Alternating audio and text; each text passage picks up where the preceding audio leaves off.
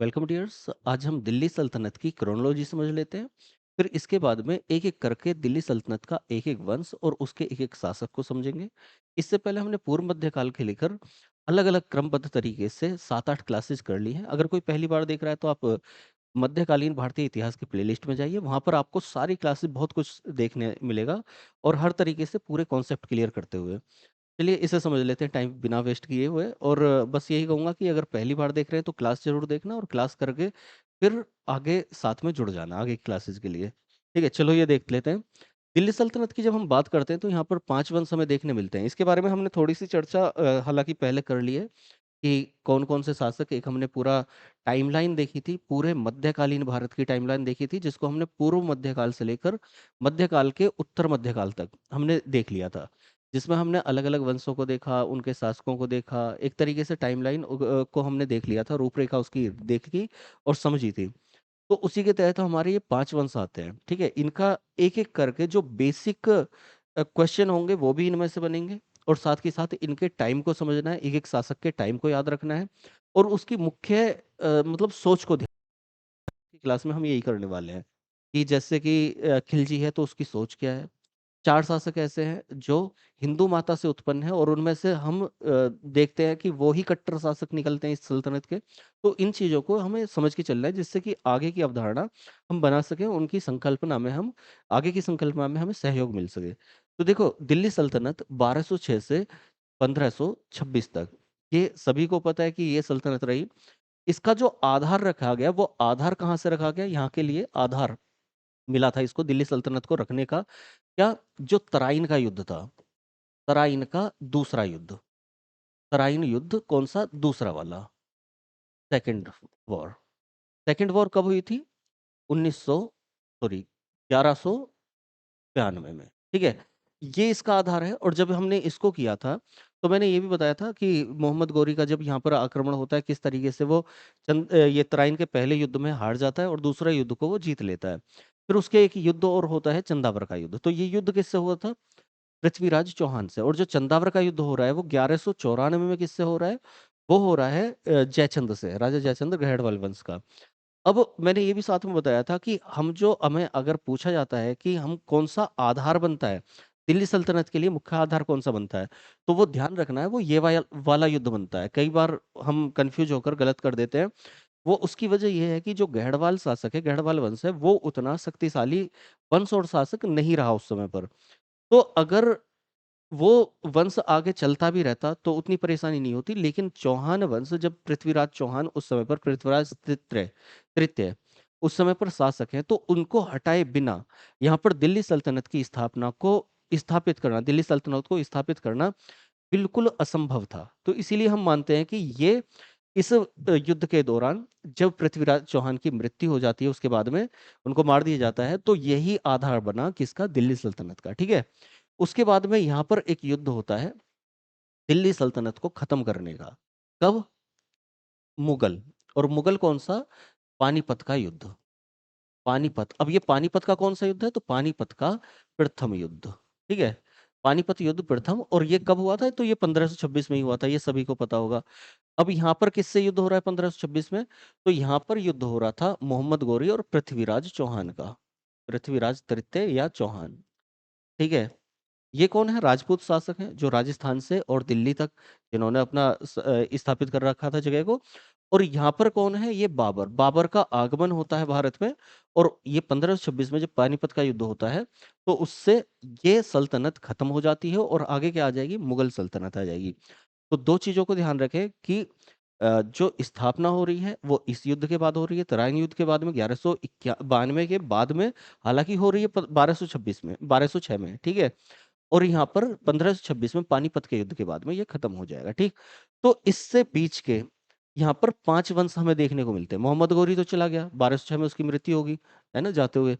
तो मैंने बताया था कि 4 वो क्या करके जाता है, 4 अब याद करो लास्ट क्लास में मैंने इस चीज़ को समझाया था कि 4 सेनापति हैं उसके, जो यहाँ पर भारत और उसके संबंधित पाकिस्तान, अफ़गानिस्तान वाली साइड, है ना? जैसे कि मुल्तान हो गया, तो वहाँ पर क्या करते हैं वो अधिकार कर लेते हैं। तो वहाँ से मैंने बताया था यालदोज है। यहाँ पर मुख्य रूप से जो भारत में हम देख रहे हैं, वो किसको देख रहे हैं? कुतुबुद्दीन ऐबक पश्चिम में मतलब मध्य भारत में, और पश्चिम का क्षेत्र लिए हुए है, और पूर्व भारत में हम बंगाल बिहार में देख रहे हैं किसको, बख्तियार खिलजी को। तो ये चीज मैंने ऑलरेडी समझा दी है।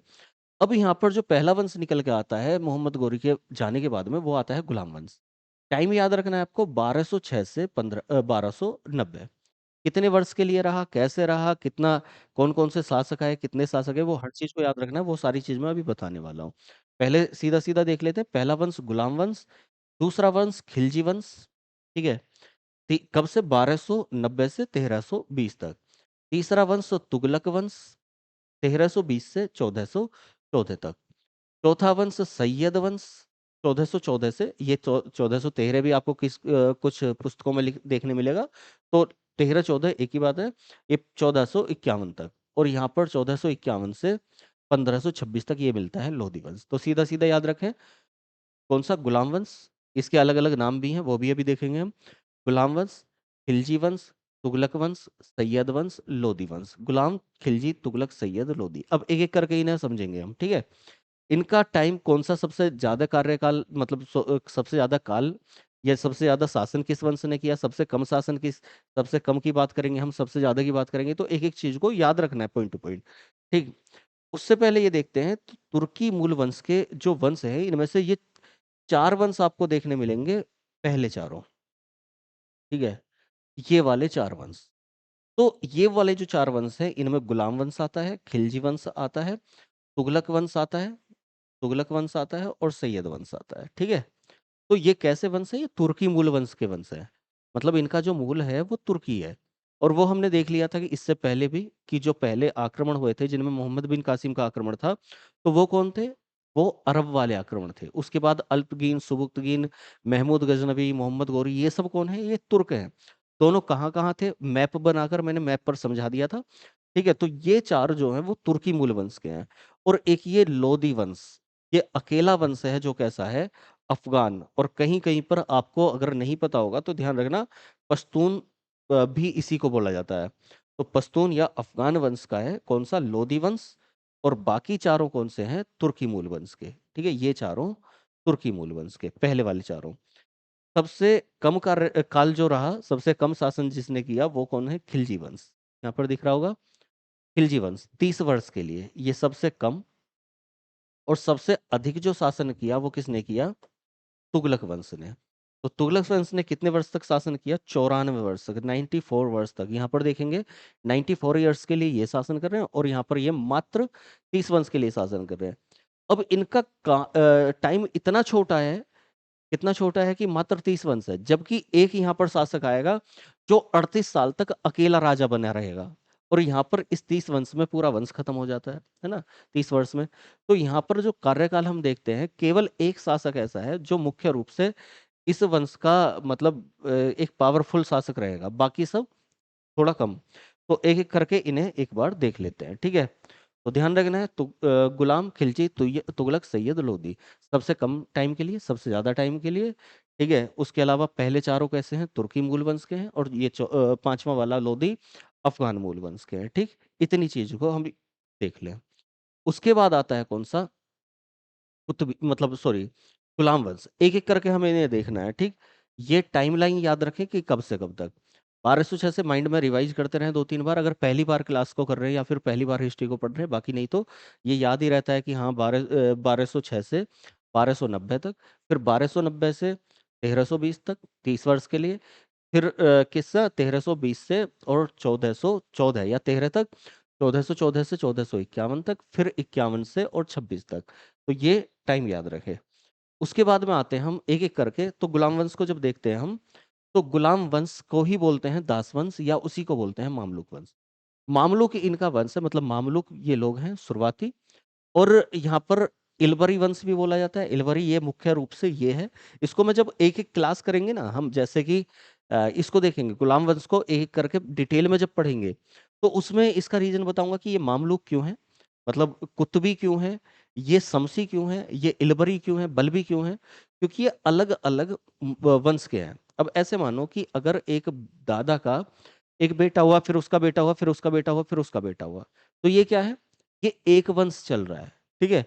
लेकिन एक दादा के मतलब एक व्यक्ति के एक बेटा हुआ, फिर उसका बेटा होना है, बेटा हो गया, लेकिन उसका बेटा ना होकर केवल बेटी रही, या फिर किसी वजह से वो बेटे को राजा नहीं बना रहा। अगर कोई व्यक्ति अपने दामाद को अपना यहाँ पर रख ले, अपने घर पे रख ले, तो इसका मतलब क्या है, उसका वंश चेंज हो गया, जो उसके बेटे के नाम पर चलना था। तो मूल वंश क्या है, बेटे के नाम पर जो चलता है समाज में, लेकिन दामाद का चल रहा है, तो दामाद तो कहीं और गए, तो इसका मतलब वंश बदल गया, है ना। जैसे हम गांव में बोल देते हैं कि वो उस गांव वाले हैं, या वहां वाले लोग हैं, वहां वाले हैं, तो इस तरीके से इसका मतलब वो वंश बदल जाता है। तो उसी तरीके से ये अलग अलग वंश के लोग हैं, ठीक है, समझ गए इतना। तो यहाँ गुलाम वंश हम इसको बोल रहे हैं, या दास वंश हम इसको बोल रहे हैं। क्यों? क्योंकि मोहम्मद गोरी, और मोहम्मद गोरी का गुलाम और दास कौन है, कुतुबुद्दीन ऐबक। ठीक है, दास और गुलाम को मैंने पहले ही बताया था कि उस समय पर दास और गुलाम का मतलब ये नहीं है कि आप उससे झाड़ू पोछा लगवा रहे हैं, ठीक है, दास गुलाम है, या फिर आपने जेल में बंद कर रखा है।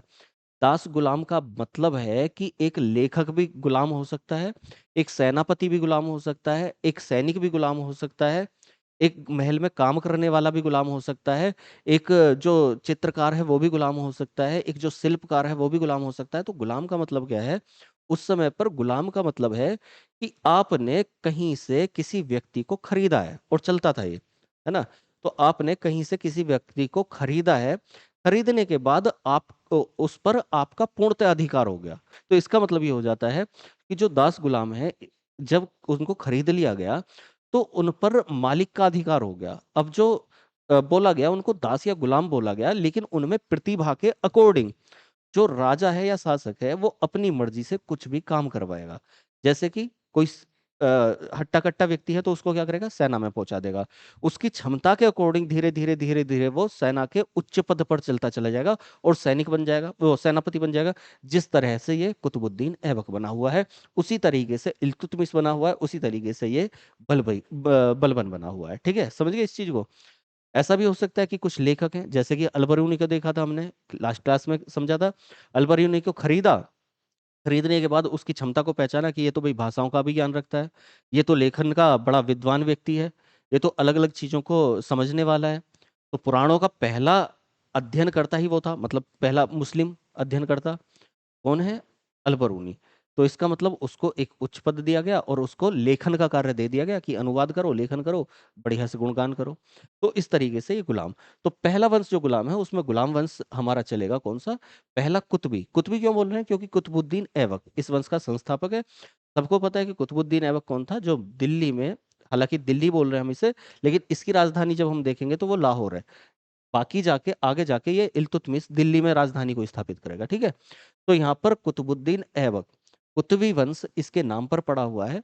तो ये क्या है, मतलब दिल्ली सल्तनत की स्थापना कर देता है ना। टाइम क्या है इसका, 1206 से 1210 तक। इसको मुख्य रूप से देखें तो दिल्ली सल्तनत का संस्थापक इसी को कहा जाता है। राजधानी कहाँ पर है इसकी, लाहौर में। इस चीज को ध्यान रखना है, ठीक।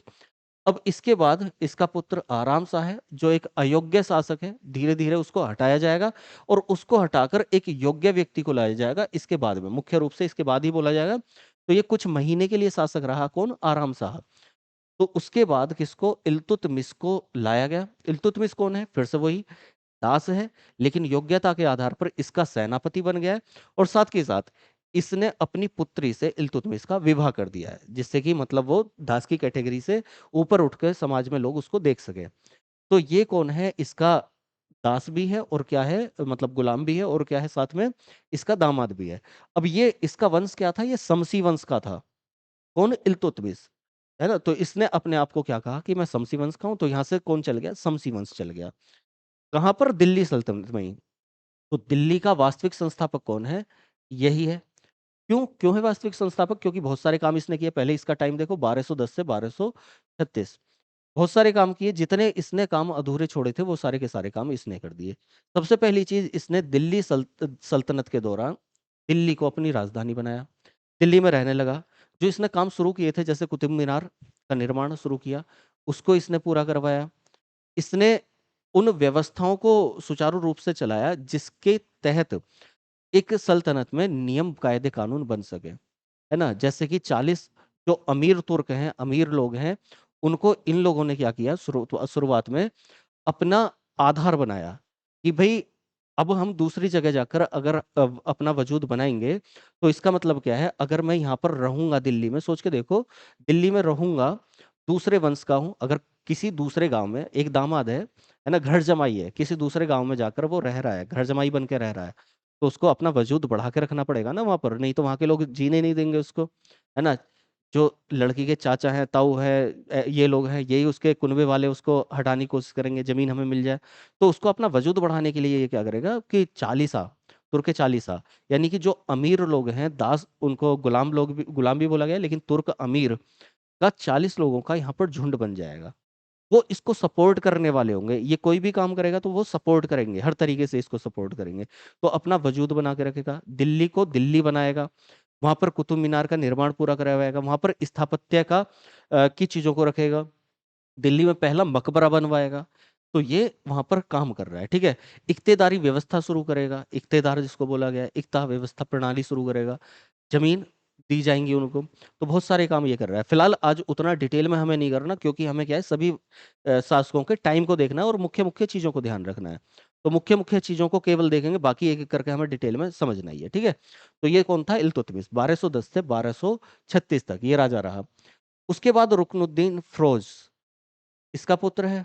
तो ये 1236 में गद्दी पर बैठा, लेकिन ये भी अयोग्य है, मतलब उतना काम नहीं। इससे एक दूसरा बेटा और है इसका, जो पहले ही, जिसको ये शासक बनाना चाह रहा है, वो उसकी मृत्यु हो गई है, जिसकी वजह से नसरुद्दीन, जिसकी वजह से ये मकबरा भी बनवाएगा, और वहां पर इसका मन बड़ा दुखी होगा। ये अयोग्य है तो इसको वैसे ही कोई मतलब नहीं है। अब ये क्या चाहेगा कि मेरी पुत्री कौन, रजिया, तो रजिया को ये सुल्तान बना दे। सुल्तान को मैंने बताया कि पहला सुल्तान कौन था, ये भी लास्ट क्लास में बताया है। और ये जो लोग हैं वो अपने आप को सुल्तान कहेंगे। इनमें एक व्यक्ति ऐसा है, जो आगे चल के अभी बताऊंगा, खिज्र का, जो अपने आप को सुल्तान नहीं कहेगा। वो कहेगा कि मैं तो कोई और हूँ, मैं तो बहुत बड़ा हूँ सुल्तान से भी, मैं तो सीधा पैगंबर मोहम्मद के का वंशज हूँ, वो ऐसा बोलेगा, है ना। तो फिलहाल ये रजिया सुल्तान है। अब ये रजिया सुल्तान जो है, दिल्ली की या इस सल्तनत की, मुस्लिम सल्तनत की एकमात्र महिला शासिका है, इस बात को याद रखना। और एक चीज को और ध्यान रखना है, ये पहली या एकमात्र रानी नहीं है। इसको कई बार हम लोग गलत कर देते हैं। जो रानी देखी हमने, इससे पहले भी देखी, रानी दिद्दा कश्मीर में देखी थी, ठीक है। रानी दुर्गावती हम देखेंगे, माहिस्मती हमने देखा। तो बहुत सारी रानियां यहाँ पर रही हैं, लेकिन इस दिल्ली सल्तनत की एकमात्र शासिका है ये, इस बात को ध्यान रखना है।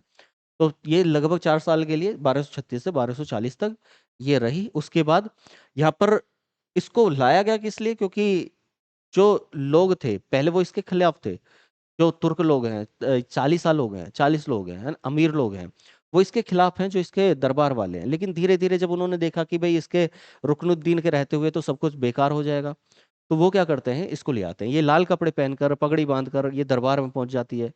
अब धीरे धीरे जब ये अपनी ताकत को बढ़ाएगी, दिखाएगी, तो धीरे धीरे वो लोग क्या कहेंगे, वो मतलब, अब एक महिला का उस जमाने में सोचो, 1000, 1200, 1500 साल पहले, उस जमाने में गद्दी पर बैठना, मतलब सासी का बनना, और जो दरबारी थे, अपने आप में जो, मतलब एक शख्सियत थे, वो उसके अंडर में आ जाना, उन इसका उन पर हुक्म चलाना, तो उनको कहीं ना कहीं खलेगा। अब वो इसके खिलाफ षड्यंत्र कर देंगे, षड्यंत्र करने के बाद में वो बहराम शाह को शासक बना देंगे। धीरे धीरे इसकी हत्या हो जाती है। कुछ कहानियां भी हैं, जैसे कि याकूत की कहानी सुनेंगे, या फिर दूसरी कहानियां सुनेंगे जिनमें ये किसी से प्रेम संबंध इसका देखेंगे, और उसके दौरान ये उच्च पद पर उसे रख देगी। उच्च पद पर रखने के बाद एक दूसरा व्यक्ति है, वो उसकी हत्या कर देगा, तो ये उसी से विवाह कर लेगी कि चलो मैं रानी बन के रहती हूँ, तुम राजा बन के रहो, काम खत्म। लेकिन उसके उसी दौरान षड्यंत्र हो जाता है और इसको खत्म कर दिया जाता है। तो बहराम शाह 40 से 42 तक ये राजा बनता है, शासक रहता है। मसूद शाह ये शासक रहता है 42 से 46 तक। उसके बाद नसरुद्दीन महमूद शाह 46 से 66 तक, 20 साल के लिए। इनमें से जो लंबा कार्यकाल हम देख रहे हैं सबसे अभी तक का, वो किसका देख रहे हैं? नसरुद्दीन महमूद शाह का, जिसको जिसका नाम शायद मतलब पढ़ते हुए लगभग लगभग बहुत ज्यादा हम इंपॉर्टेंट ना मान के छोड़ देते हैं ना। तो इसको ध्यान रखना है, नसरुद्दीन महमूद शाह कौन है? तो ये जो बलबन है, अभी तक हमने देखा कि ये जो थे दोनों दामाद, मतलब दामाद वाला पैटर्न लेके आ रहे हैं, लेकिन यहाँ पर क्या आ रहा है, ये ससुर वाला पैटर्न लेकर आ रहा है। बलबन का उल्टा ये दामाद है ना। बलबन ने अपनी पुत्री का विवाह इसके साथ में कर दिया, और जब विवाह हो गया तो अब ये धीरे धीरे क्या करेगा, बलबन की नजर रहेगी कि कैसे भी मैं यहाँ इसकी गद्दी पर बैठ जाऊं, दिल्ली सल्तनत, मतलब उस समय पर कोई अपना नहीं है, केवल गद्दी अपनी है। तो बलबन क्या करेगा जब उसको टाइम मिलेगा, मतलब मौका मिलेगा, तो क्या करेगा 1266 में इसकी हत्या कर दी जाती है। ऐसा बोला जाता है कि बलबन ने ही इसे जहर दिया था, और 1266 में ये गद्दी पर बैठ गया, 1287 तक रहा। अब इसकी सोच ये समझनी पड़ेगी कि बलबन क्या है। बलबनी वंश को इलबरी अपने आप को बोलता था, इलबरी शासक हूं मैं। ये बोलता था कि मैं तो उस वंश से हूं, किससे हूं, पारसी वंश से हूं। और ये क्या काम कर दिया इसने, इतने सख्त नियम बना दिए। राजत्व का देवीय सिद्धांत इसने दिया पहली बार, मतलब कि राजा जो है वो सीधा भगवान है, अल्लाह है, मतलब जिल्ले अलाही। अगर आपने सुना होगा, मतलब भगवान मैं समझाने के लिए बोल रहा हूँ, लेकिन जिल्ले इलाही मतलब अल्लाह का रूप ही कौन है, ये शासक है, राजा है, बलबन है। क्यों ऐसा किया? क्योंकि भाई ये देखता हुआ आ रहा था कि कुतुबुद्दीन ऐबक के बाद में ये आराम शाह, कभी इल्तुतमिश, कभी ये कभी वो, इन सबको जो तुर्क अमीर हैं, जो चुर क्योंकि ये भी कौन है, बलबन भी, ये तुर्के चालीसा का, उसी तुर्के चालीसा का सदस्य है। तो इसने उसको अच्छी तरह देखा हुआ था, और ये देखा हुआ था कि भाई ये तो इस तरह से षड्यंत्र करते हैं कि अगर ये हल्का सा और उठता है तो इसको मार देते हैं, फिर ये हल्की सी उठती है तो इसको मार देते हैं, ये हल्का सा उठा तो इसको मार दिया, ये हल्का सा उठा तो इसको मार दिया, और ये अब राजा है तो मैंने भी इसको मार दिया। तो जब ये इतना देखता हुआ आता है कि पहले वाले शासक इन तुर्क अमीरों के द्वारा मरे हुए हैं, तो ये सीधा बोल देता है कि भाई जो शासक है, जो मैं हूँ, वो सीधा अल्लाह का रूप है, मैं जिल्ले इलाहू हूँ, और मेरे ऊपर कुछ भी नहीं है।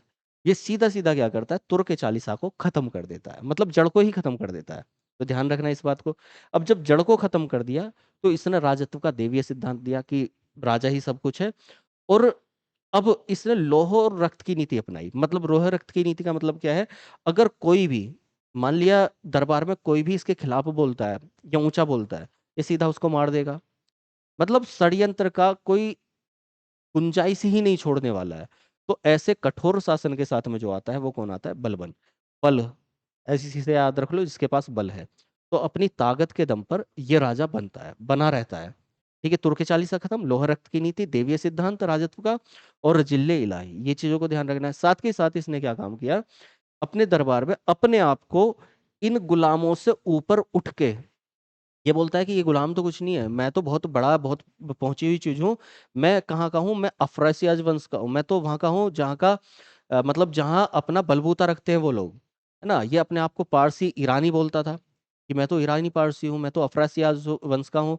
और हमारे यहाँ पर ये इस चीज को दिखाने के लिए क्या करता था, सजदा, नौरोज, पैबोस, मतलब इन सबको आगे चल के बताऊंगा मैं कि क्या है, कि सुल्तान का ही क्या करना है, लेट कर अभिवादन करना है, उसके पैरों को चूमना है, झुककर उसको शीश नमन करना है दरबार में आकर। तो ये सब क्या काम करवाए, इसने बलबन ने काम करवाए। तो इस चीज को ध्यान रखना, समय याद रखना है 1266 से 1287 तक, लेकिन इससे ज्यादा समय के लिए तो ये पहले वाला रह गया था, बस इतना ध्यान रखें। मुइजुद्दीन कैकुबाद, है ना, ये इसके बेटे और पुत्र और पौत्र हैं जो आगे वाले हैं, ये कैकुबाद की उम्र है ना। तो यहाँ पर क्या हो रहा है कि यहाँ पर फिर से इसके जाने के बाद में यहाँ पर षड्यंत्र होने लगते हैं। कौन आगे आके जो खिलजी हैं वो यहाँ पर षड्यंत्र करेगा और गद्दी पर बैठ जाएगा। तो इसे वहीं पर डिटेल में समझेंगे, क्योंकि एक एक को अगर हम यहाँ पर डिटेल में समझेंगे तो बहुत लंबी क्लास हो जाएगी। तो यहाँ पर थोड़ा संक्षेप में जहां जहां महत्वपूर्ण चीजों को, हमें बदलाव को समझना है बस यहाँ पर, ठीक है। तो 1287 से 1290 तक ये शासन रहा, ज्यादा लंबे टाइम के लिए नहीं। फिर क्यूमर्स आ जाता है कहाँ, 1290 में, और ये इसका अंतिम शासक है, ठीक है। तो ये दोनों कौन है, इसी के पुत्र और पौत्र हैं। ये अंतिम शासक है किसका, मामलुक वंश का, या गुलाम वंश का, या दास वंश का, या इलबरी वंश का, या बलबनी वंश का, ठीक है। सब चीजों को ध्यान रखें। अब इसके बाद में कौन आता है, समय कितना रहा था इसका, ध्यान रखेंगे 84 वर्ष के लिए। अब इसके बाद में जो आता है वो कौन सा आता है, खिलजी वंश। ऐसे याद रखो कि खिला और मुरझा गया, है ना। यानी कि थोड़े से समय के लिए, मात्र 30 वर्ष के लिए, 1290 से 1320 तक, यानी कि कहाँ गया, न्यूनतम काल। यहाँ पर देखने को मिलेगा आपको न्यूनतम काल, यहाँ पर देखने को मिलेगा सर्वाधिक वृद्ध सुल्तान, यहाँ पर देखने को मिलेगा पूरे वंश का न्यूनतम काल। मतलब कौन सा वंश न्यूनतम समय के लिए रहा, तो वो कौन सा है, वो खिलजी ही वंश है। न्यूनतम काल के लिए राजा और न्यूनतम काल के लिए वंश, दोनों खिलजी, ठीक है। ध्यान रखेंगे इसको। तो यहाँ पर कौन है, जलालुद्दीन फिरोज खिलजी, अलग अलग नाम है इनके भी। तो जलालुद्दीन फिरोज खिलजी क्या करता है, इस वंश की स्थापना कर देता है। और ये पुराना जो गुलाम वंश देख रहे थे हम, उसके राजा को हटाकर ये गद्दी पर बैठ जाता है 1290 से ये 96 तक रहता है, कुछ ज्यादा वर्ष के लिए नहीं रहा। बस इसका जो सोच है, पैटर्न है, वो ध्यान रखेंगे कि ये सर्वाधिक वृद्ध सुल्तान है इस पूरी सल्तनत का, और 70 वर्ष की आयु में गद्दी पर बैठा है। अब सोच के देखो कि 70 वर्ष का बूढ़ा क्या ही करेगा, है ना। तो ये कुछ कर नहीं पाया ज्यादा, बस इसने क्या काम करा, जो बलबन ने इतनी कठोर नीति अपनाई थी और उसके वंश को तोड़ के ये शासक बना है, तो दो चीजें आ जाती हैं।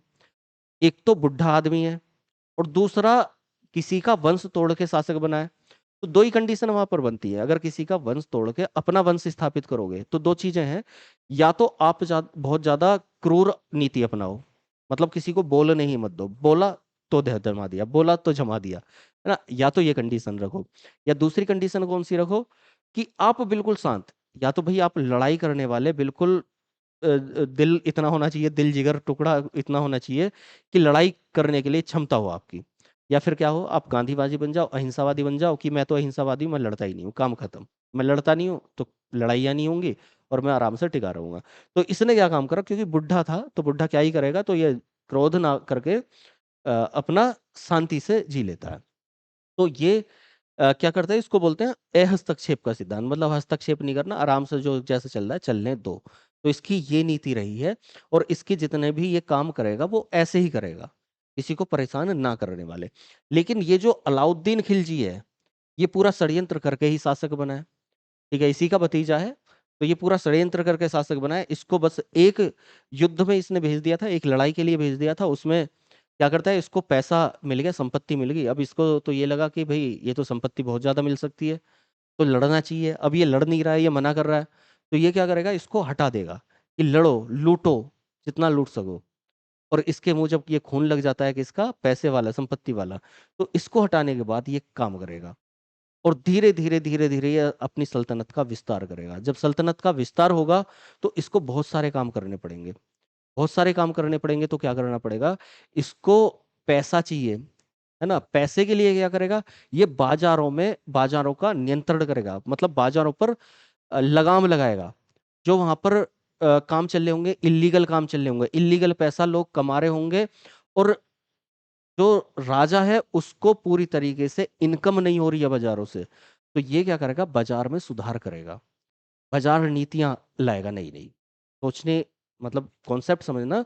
तो यहाँ पर ये क्या करेगा, अलाउद्दीन खिलजी बाजार नीति, तो कई बार हम कंफ्यूज हो जाते हैं, तो बाजार नीति किसकी है, इसकी है। बाजार नीति कर क्यों रहा है, तो जिससे कि बाजारों में सुधार हो सके, और सुधार होने के बाद में इनकम डायरेक्टली किसको हो सके, शासक को हो सके, प्रशासन को हो सके, और उस इनकम से, उस पैसे से ये लड़ाइयां लड़ सके और अपने क्षेत्र का फिर से विस्तार कर सके। तो लड़ाइयों के लिए और सब चीजों के लिए, विस्तार के लिए दो चीजें जरूरी थी, एक पैसा, दूसरी सेना। ध्यान से समझना, विस्तार के लिए और गद्दी पर बने रहने के लिए दो ही चीजें जरूरी हैं, एक तो पैसा, तो पैसा किसके तहत किया इसने, बाजार नीति के तहत। और सेना के तहत क्या किया, मतलब अपना शक्ति बनाने के लिए क्या किया, उस पैसे को कमाने के लिए क्या किया, लूट के लिए क्या किया, सेना में सुधार। तो यहाँ पर हम इसमें दो ही चीज देखने को मिलती है अलाउद्दीन खिलजी में, सैन्य सुधार और बाजार नियंत्रण। सैन्य सुधार के तहत क्या किया इसने, सेना को स्थायी कर दिया, हुलिया दागना चालू कर दिया। मतलब जैसे अभी होता है आपका डॉक्यूमेंट वेरिफिकेशन होता है, केवाईसी होती है, और किसी भी अगर पेपर में जाओगे तो एडमिट कार्ड निकालना पड़ेगा, आपका फोटो लगेगा, साइन होंगे, मोहर लगेगी, ठीक है, बायोमेट्रिक होगी, तो वो सारा काम इसने उस समय पर चालू कर दिया, ठीक है। तो इसको बोलते थे हुलिया, हुलिया दागना। तो हुलिया दागा गया, स्थायी सेना बनाई गई, बाजार नियंत्रण करे गए, सुधार करा गया। अब इस सब के लिए कोई गड़बड़ नहीं कर रहा हो तो क्या करेगा, गुप्तचर भी रखेगा। तो गुप्तचर प्रणाली का अच्छे तरीके से इसने काम किया। तो ये सारे काम किसके हैं, अलाउद्दीन खिलजी के, समझ गए इस चीज को। उसके बाद में ये शिहाबुद्दीन उमर आता है, ज्यादा समय के लिए नहीं, लेकिन इसके समय को याद रखना है, 1296 से और 1316 तक ये शासक रहा है, कौन सा, अलाउद्दीन खिलजी। शिहाबुद्दीन उमर, बस इतना याद रखना है कि सबसे कम जो पूरा सल्तनत में कार्यकाल रहा, मात्र 35 दिन के लिए, कौन रहा है, ये शिहाबुद्दीन उमर। उम्र ही इतनी कम है इसकी, आगे चल के बताऊंगा, समझाऊंगा इसके पूरे कॉन्सेप्ट को, कि उम्र इतनी कम है कि वो कम ही उम्र के लिए रह गया। तो कौन, शिहाबुद्दीन उमर। कुतुबुद्दीन ऐबक नहीं है, ये कुतुबुद्दीन मुबारक शाह खिलजी। कुतुबुद्दीन ऐबक अलग था, कुतुबुद्दीन मुबारक शाह खिलजी 16 से 20 तक रह रहा है, बस इतना ही ध्यान रख रहे हैं। और ये नसरुद्दीन खुसरो खां, ये 1320 में कुछ ही समय के लिए शासक रहा। दो चीजें याद रखनी है क्या, एक तो खिलजी का अंतिम सुल्तान ये है ना, खिलजी का अंतिम सुल्तान खुसरो खां, नसरुद्दीन खुसरो खां। और हिंदू माता से उत्पन्न, मैंने बताया था 4 सुल्तान आपको देखने मिलेंगे, उनमें से जो पहला सुल्तान हिंदू माता से उत्पन्न है वो कौन है, नसरुद्दीन खुसरो खां। ठीक है, ध्यान रह जाएगा। तो ये 1320 में, अब 1320 में ये खत्म हो जाता है। उसके बाद में कौन आ जाता है, तुगलक वंश। तुगलक वंश जो सबसे लंबे, यानी कि 94 वर्ष के लिए सर्वाधिक लंबे शासन के लिए जिसने शासन किया दिल्ली सल्तनत पर, तो 1320 से 1413 या 1414 तक। ठीक, वो लास्ट में हुआ तो 1 वर्ष का वहां पर हमें देखने को मिलता है कि वहां पर बदलाव हो रहा था, सल्तनत में बदलाव हो रहा था बहुत बड़ा। तो सबसे पहला सुल्तान कौन आ जाता है, गयासुद्दीन तुगलक शाह, पूरा नाम इसका है। तो कभी कभी ये तुगलक शाह से हम कंफ्यूज हो जाते हैं। तो ये जो गयासुद्दीन तुगलक है वही गयासुद्दीन तुगलक शाह है। समय क्या है, 1320 से 1325। ठीक है, ये शासन करता है। ये भी क्या है, हिंदू माता से उत्पन्न है। तो दूसरा शासक कौन हुआ हिंदू माता से उत्पन्न, एक हमने देखा था इससे पहले वाला, जो कौन था, खिलजी था, खिलजी का अंतिम। और एक दूसरा देख रहे हैं हम हिंदू माता से उत्पन्न दूसरा शासक कौन, गयासुद्दीन तुगलक शाह। ठीक है, 1325 में इसका पुत्र है ये मोहम्मद बिन तुगलक। पूरे दिल्ली सल्तनत का, या मैं कहूँ कि मुगल सल्तनत का भी, या फिर मैं कहूँ कि मुस्लिमों में जो मुझे सबसे ज्यादा पसंद है वो ये मोहम्मद बिन तुगलक पसंद है। क्यों, पागल सुल्तान है, मतलब इसको पढ़ने में इंटरेस्ट आता है बहुत ज्यादा, जो काम कर रहा है वही सारे काम, इतना बुद्धिमान है। पागल तो हम नहीं कहेंगे, इतना बुद्धिमान है, लेकिन बुद्धिमान के साथ साथ ये मूर्ख भी है। इसके जो काम है वो अपने जमाने से बहुत ज्यादा एडवांस टाइम के हैं, है ना। जैसे कि मोदी जी ने पैसे का जो बदलाव किया, करेंसी में चेंज किया कि हाँ ये नोट बंद हो गए, नोटबंदी की, ये उसने उस जमाने में कर दिया था। ठीक हो, तो सोचो कितना मतलब एडवांस शासक होगा। बहुत सारे काम इसने ऐसे किए, लेकिन उन वो सही समय पर सही तरीके से इम्प्लीमेंट नहीं हो पाए। बुद्धिमानी से बहुत काम किए, बहुत अच्छे काम किए, लेकिन सही समय पर सही तरीके से इम्प्लीमेंट नहीं हो पाए। और सबसे बड़ी बात कि लोग इसको समझ नहीं सके, जिसकी वजह से इसके सारे मिशन फेल हो गए। वो मिशन क्या थे एक बार देख लेते हैं। 1325 से 1351 तक, लगभग ये भी 25 वर्ष के लिए, लगभग ये भी 25 वर्ष के लिए शासक बना। राजधानी क्या की इसने, दिल्ली से दौलताबाद की। एक तो यही काम हुआ इसका। सर्वाधिक साम्राज्य जो विस्तार किया है वो मोहम्मद बिन तुगलक के समय पर हुआ है, ये ध्यान रखना। मतलब कैसे, जैसे कि हम पूरे भारत को देखें कि इस तरीके से भारत है ये, जब हम पूरा भारत देखते हैं तो पूरे भारत में ये ऊपर से नीचे तक जब हम जाते हैं तो केवल एक तो ये थोड़ी सी जगह छुटी हुई है इसके शासन में, मतलब यहां से ये पूरा इसका इसका ये पूरा शासन होता था।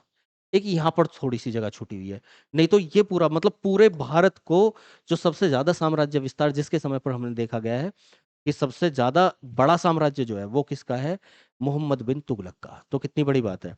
लेकिन एक साथ जिस तरीके से उठा उस तरीके से डाउनफॉल आ गया साम्राज्य में, क्योंकि इसके काम वही काम। तो पहला एक काम क्या है, दिल्ली से दौलताबाद, राजधानी परिवर्तन किया। राजधानी परिवर्तन करने का मतलब यह है, क्यों किया, सबसे पहली बात क्यों किया, तो अभी मैंने बताया कि साम्राज्य इतना बड़ा है कि उत्तर से दक्षिण तक पूरा भारत इसके कब्जे में है। अब दक्षिण में क्या हो रहा है उसके लिए तो इसको कहीं ना कहीं, क्योंकि दिल्ली कहाँ पर है, उत्तर भारत में।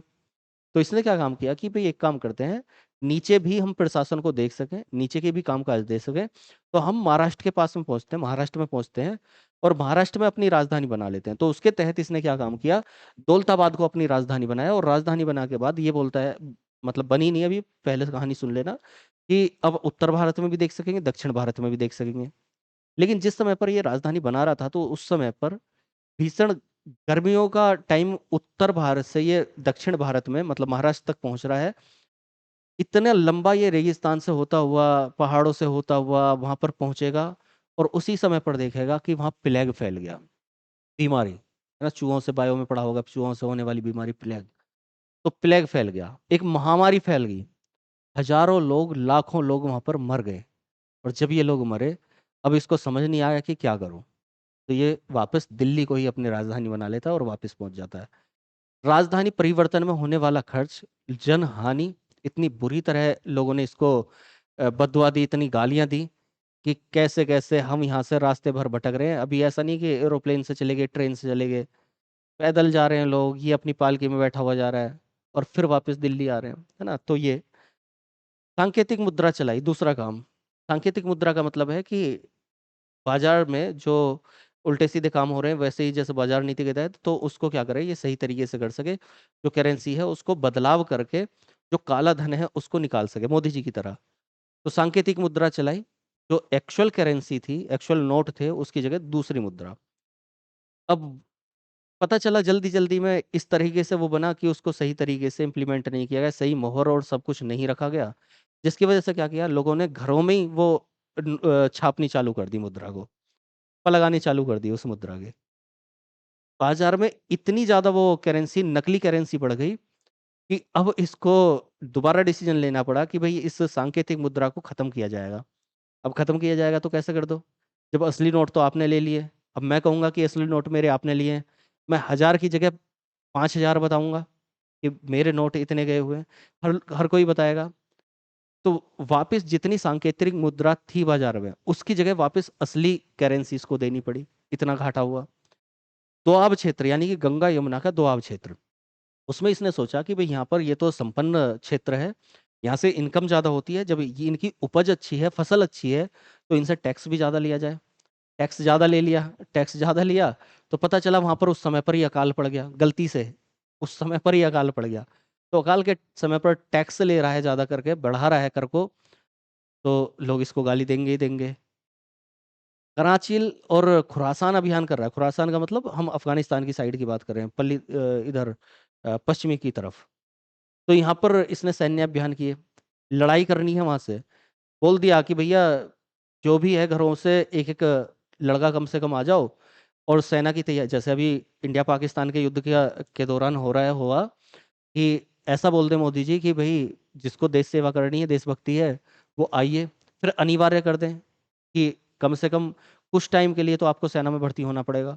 तो वैसे ही इसने किया, ज़बरदस्ती ज़बरदस्ती उठा-उठा के घरों से लड़कों को ले जाए, युवाओं को ले जाया जा रहा है और उनको सेना में भर्ती किया जा रहा है। सेना में भर्ती होने के दौरान ऐसा नहीं है कि कुछ नहीं, उनको उनका मेहनताना भी दिया गया, पैसे भी दिए गए, खाना-पानी दिया गया, हष्ट-पुष्ट बनो, खाओ-पियो खूब करके, तो वो भी खुश हुए।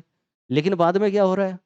बाद में वहाँ पर सत्ता पलट हो गई है, तो वहाँ से लड़ाई खत्म होगी। जब मान लिया पाकिस्तान में तालिबान वाले आ जाएँ और ये बलूचिस्तान वाले उसको कब्ज़ा कर लें और उससे भारत का तनाव ही खत्म हो जाए, तो फिर काहे की लड़ाई, है ना? तो वहाँ से तनाव खत्म हो गया, तो लड़ाई खत्म होगी। अब जो सेना पर 1 डेढ़ साल तक खर्चा किया गया है सेना को तैयार करने में, वो सारा खर्चा तो बेकार गया। इसने बाद में बोल दिया कि भाई जाओ अपने धंधे पर लगो। तो जो युवा है वो पहले तो भर्ती हो गया और फिर वापस भेज दिया गया, तो उन पर जोर पड़ा, सब इसके विरोध में हो गए। वैसे ही कराची अभियान हुआ, तो कुछ काम इसके ऐसे थे, तो ये बुद्धिमान मूर्ख कहा जाएगा, इस बात को ध्यान रखना है। कौन? मोहम्मद बिन तुगलक। बिन से याद रखना कि बिना बुद्धि के बुद्धि वाला, ऐसा याद रखना, या बिना क्या, लक के। ये तो 25 से 51 तक, ठीक है। यहीं पर कुछ इतिहासकार भी आएंगे, तो वो भी हम देखेंगे बाद में। फिरोज शाह तुगलक आगे आ रहा है। तो फिरोज शाह तुगलक क्या है?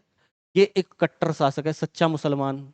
हम देखेंगे कि 2-3 हुए हैं जो यहाँ पर देखने मिल रहे हैं, हिंदू माता से उत्पन्न। फिरोज शाह तुगलक को जब हम जानेंगे, इसके काम देखेंगे, तो सारे के सारे असहिष्णुता वाले, मतलब वैसे हिंदू माता से उत्पन्न है, लेकिन हिंदुओं पर ही जो अत्याचार करने वाला है वो फिरोज शाह तुगलक है।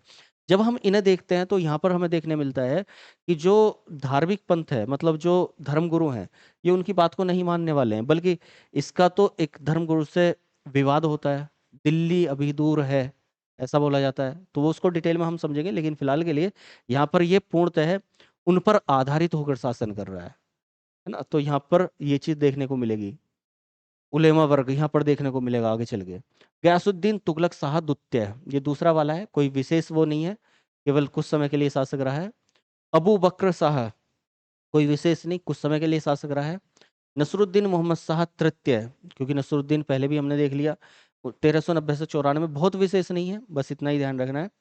सिकंदर शाह, सिकंदर से याद आया कि अभी अपने एक ऐसा सुल्तान देखा था जो सिकंदर शाहनी खुद को कहलाता था, एक ऐसा सुल्तान, अलाउद्दीन खिलजी। जो अपने आप को द्वितीय सिकंदर कहलाएगा कि मैं तो सिकंदर का रूप हूँ, मैं कुछ नहीं छोड़ूंगा, मैं सब कुछ विजेता हूँ। जब हमने इसकी बाजार नीति, सैन्य अभियान, ये सब देखेंगे, लड़ाइयाँ देखेंगे, दक्षिण भारत तक जो पहुंच करने वाला है सबसे पहला, वो यही सुल्तान है। तो यहाँ पर ये अपने आप को सिकंदर बोल रहा है कि मुझे तो विश्व विजेता बनना है, ऐसा।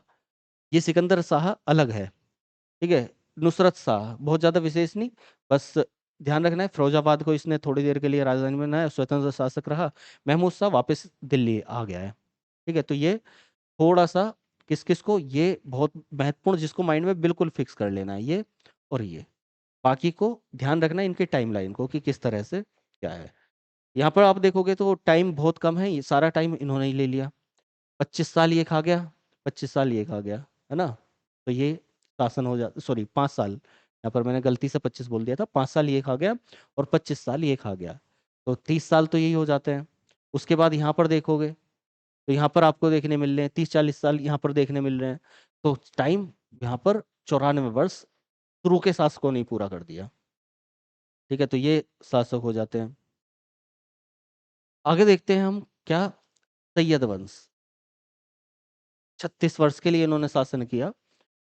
खिज्र खां वो व्यक्ति, मैंने पहले बताया कि ये सुल्तान खुद को नहीं कहलाएगा, ये अपने आप को सुल्तान से अलग बोलेगा और ये बोलेगा कि हम तो यहाँ जो जो ये सल्तनत चल रही है उसमें उससे बहुत आगे के हैं, मतलब हम तो जो हजरत मोहम्मद साहब हैं उनके वंशज हैं। ये अपने आप को उनके वंशज बोलेंगे। ये अपने आप को दूसरे मुस्लिमों से अलग करने की कोशिश करेंगे। तो बस ये इनकी विशेषता यह इन चीजों में दिखेगी, चाहे वो खिज्र का है, चाहे वो मुबारक शाह है, मोहम्मद शाह है। बाहर से इनके ऊपर आक्रमण होंगे मोहम्मद शाह मुबारक शाह के ऊपर, है ना। तो उसको हम देखेंगे आगे चल के। शाह आलम, आलम शाह इस वंश का अंतिम शासक है। बस थोड़ा सा इनके टाइम को याद रखना है, खिज्र खां 1414 से 1421, मुबारक शाह 1421 से 34, और मोहम्मद शाह 1434 से 1443, और इसका आलम शाह का 1443 से 1451। क्यों देखना है, क्योंकि बाहर से कोई भी आक्रमण करेगा, जैसे कि कोई अब्दाली आएगा, है ना, तो वो भी किसके समय पर आ रहा है, वो चीज हमें पता होनी चाहिए। आगे आते हैं लोधी वंश। 76 वर्ष के लिए ये भी शासन कर गया और 76 वर्ष में 38 साल तो यही ले गया अकेला, पहला वाला। क्यों ले गया? बिल्कुल शांत व्यक्ति, मैंने बताया अहिंसावादी, या तो अहिंसावादी बन जाओ मेरी तरह, मतलब कहीं से लड़ाई झगड़ा नहीं, तो आराम से सुकून से जी लोगे, क्या करेगा कोई। लेकिन जब गुस्सा आएगा, दिमाग खनकेगा, तो फिर हिंसावादी बन जाओ, कौन कह रहा है ना, गलत हो रहा है, अत्याचार हो रहा है, तो फिर हिंसावादी बन जाओ। तो इसने क्या काम करा, बहलोल लोदी ने, इसका संस्थापक है, और 1551 से 1589 तक, ठीक है, शासन किया। सर्वाधिक समय तक यही सुल्तान रहा, 38 वर्ष, पूरी सल्तनत का। शांति से जिया, कुछ और कुछ नहीं। आगरा की तरफ बढ़ने जा रहा है, बाग लगा रहा है, बागों का चलन करवाया यहाँ पर सिकंदर लोदी, बहलोल लोदी ने। बाग, बड़े बड़े बाग लगा रहे हैं, फुलवाड़ी लगा रहे हैं, मतलब इस तरह से, तो ये काम कर रहे हैं। सिकंदर लोधी, सिकंदर लोधी अत्याचारी अगर हम कहें थोड़ा सा, उधर की तरफ है, हिंदू माता से उत्पन्न है ये भी। 1489 से 1517 तक ये शासन करेगा, कौन, सिकंदर लोधी। सिकंदर लोधी फिर से वही गजे सिकंदरी पैमाने चलवाएंगे, ये जो पहला पैमाना था सिकंदर सिकंदर सानी के टाइम पे, उसको चेंज होगा। तो ये बहुत सारे काम करेगा यहाँ पर। उसके बाद इब्राहिम लोदी, इसका अंतिम शासक, दिल्ली सल्तनत का अंतिम सुल्तान। 1526 में पानीपत के प्रथम युद्ध में इसको हराया गया, किसके द्वारा, बाबर के द्वारा। और यहाँ इसकी मृत्यु हो जाती है, किसकी, सिकंदर इब्राहिम लोदी की, 1526 में। युद्ध के दौरान मृत्यु को पाने वाला, मतलब मृत्यु हो जाने वाला, पूरी सल्तनत में केवल एक ही शासक है। सल्तनत में हमने कितने शासक देखे, जैसे 3 शासक इसमें हैं।